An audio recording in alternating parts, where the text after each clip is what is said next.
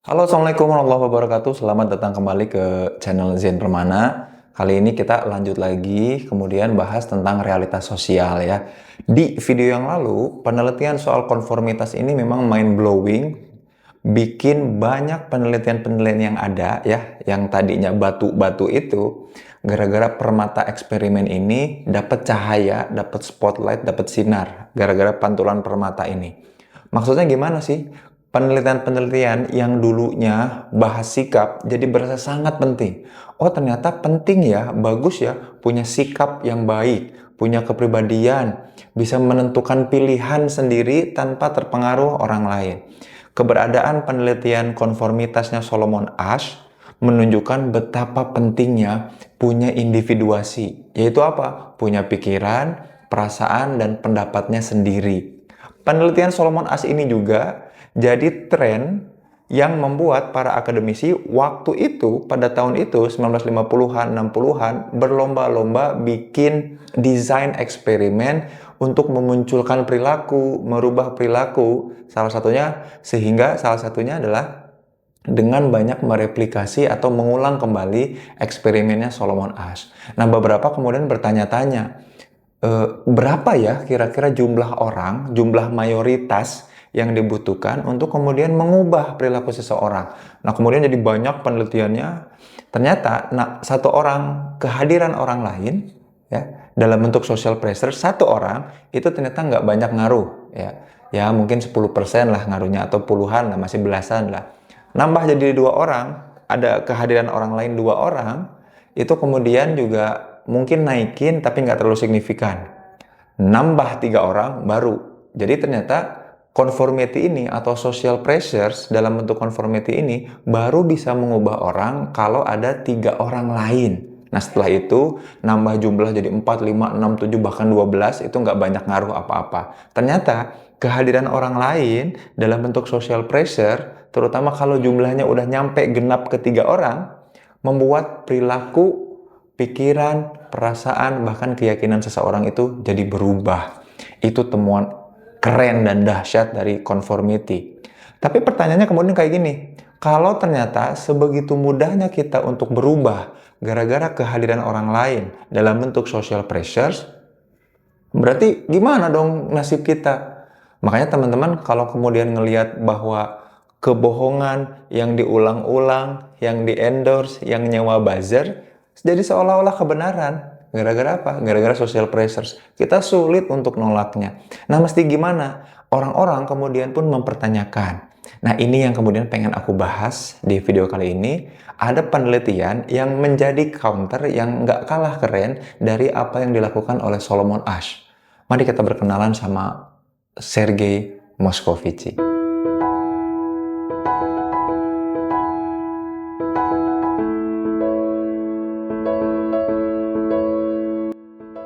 Salah satu di antara banyak orang yang kemudian mempertanyakan, jadi perlu gimana? Masa sih kita harus menyerah kalah oleh mayoritas? Ya gara-gara social pressure dan conformity ini, maka ada satu tokoh yang menarik banget. Tokoh ini bernama Sergei Moscovici.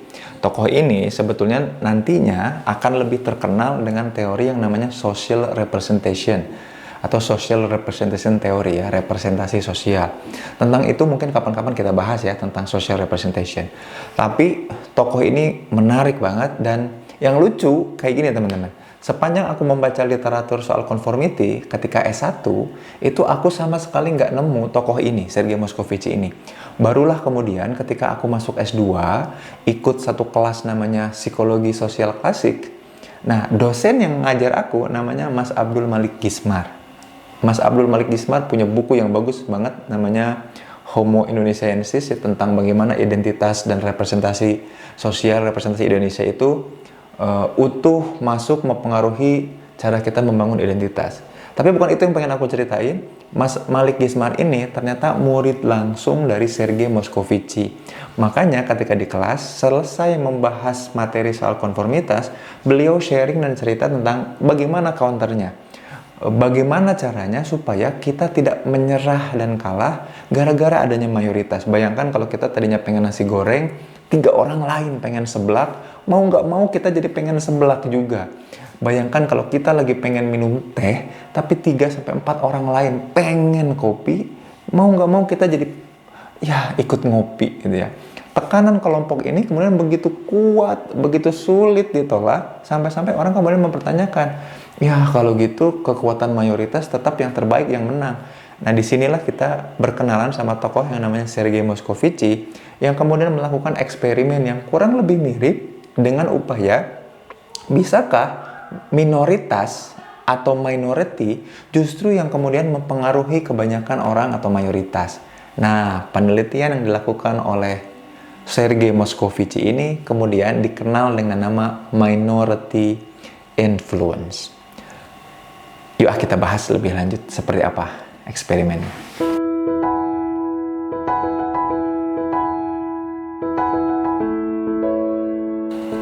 Karena dilakukan pada periode waktu yang kurang lebih mirip atau sama di dekade yang sama dengan penelitian yang dilakukan oleh Solomon Asch, maka penelitian yang dilakukan oleh Sergei Moscovici pun berkutat ya tidak jauh lah dari ngebahas soal persepsi. Seolah-olah lagi mengeksperimenkan persepsi ya. Nah maka penelitiannya juga nggak jauh beda. Yang dilakukan oleh Sergei Moscovici itu mirip dengan yang dilakukan oleh Solomon Asch, namun berbedanya seperti ini. Kalau di Solomon Asch, eksperimennya Solomon Asch, hanya 1 orang partisipan, sedangkan sisanya 6 orang lainnya adalah confederate, ya, orang yang pura-pura jadi partisipan juga. Kalau kemudian yang dilakukan di eksperimennya Moscovici ini berbeda. Hanya 1 atau 2 orang, jadi ada 1 atau 2 orang yang kemudian jadi confederate-nya, yang pura-puranya, tapi sisanya ada 4 orang lain yang peserta beneran. Nah, tugas si confederate ini adalah selalu ngejawab salah, dan kita pengen tahu nih, apakah yang mayoritas ini nantinya kemudian kepengaruh ikut jawab yang salah juga. Nah, yang dilakukan bukan lagi mencocokkan garis, karena penelitian dengan strategi mencocokkan garis sudah terkenal saat itu, jadinya takutnya orang kemudian bisa nebak, ini pasti mau ngegodain, mau ngeprank dengan eksperimennya Asch, karena waktu itu terkenal banget eksperimennya Asch. Maka yang dilakukan oleh Sergei Moscovici itu simpel sebetulnya. Si peserta itu akan dikasih beberapa kartu dan tugas pesertanya adalah menebak kira-kira warnanya apa. Yang disajikan di kartu itu cuma 2 warna, biru dan juga hijau. Biru tentunya beda sama hijau dan jelas-jelas beda kan antara biru dengan hijau. Nah tugas si confederate, orang yang pura-pura jadi partisipan adalah selalu ngejawab salah. Jadi kalau ditampilkan warna biru, dia akan selalu ngejawab hijau.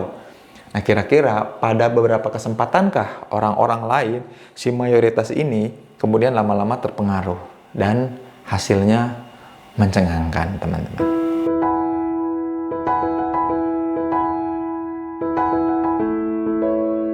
Walaupun awal-awal susah banget untuk bisa kemudian mengubah apa yang kemudian menjadi kebenaran, ya hijau kan warnanya hijau, biru ya biru ya.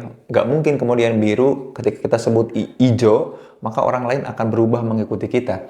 Tapi kemudian lambat laun beberapa saat orang-orang atau mayoritas partisipan itu kemudian ikut. Nah ini ada sebuah periode namanya periode tipping point. Tapi ada satu temuan penting ya. Oh ternyata minority, yang minoritas, yang sedikit pun bisa berpengaruh teman-teman. Jadi kalau tadi di awal video ini aku bilang, ya kalau gitu susah ya untuk bisa ngelawan mayoritas. Udah kebanyakan buzzernya, udah mengerahkan semua buzzer untuk menyatakan si A itu benar ya, padahal belum tentu benar si A itu, bisa jadi yang B yang benar. Kayaknya kita harus menyerah pada keadaan dan kita mestinya konform, kalau nggak kita nggak nyaman, kalau nggak kita ngerasa kesepian dan kita ngerasa kesulitan. Ternyata nggak gitu. Penelitian Sergei Moscovici membuktikan bahwa minority yang sedikit juga bisa menginfluence, berpengaruh dan mengubah orang lain. Tapi, nah ini yang susahnya. Tapi ada satu syarat. Syaratnya adalah konsisten. Jadi yang dilakukan oleh si confederate selama penelitian berlangsung tidak serta-merta mengubah mayoritas. Tapi konsistensi, keteguhan hati yang kemudian lambat laun menemukan titik tipping point. Titik tipping point itu titik di mana pada akhirnya mayoritas menyerah karena ya udah itulah yang benar, kita ngikut aja. Walaupun sebetulnya memang ya tadi balik lagi, mayoritas akan lebih mudah dan alamiahnya memang berpengaruh pada kehidupan kita. Tapi kita punya opsi, teman-teman.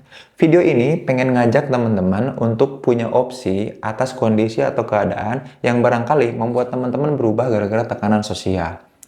Video ini juga jadi pengingat buat kita bahwa hal-hal yang kita pikir benar, mau nggak mau, memang membutuhkan upaya, tekad kuat, dan juga konsistensi supaya kita bisa berpengaruh orang lain.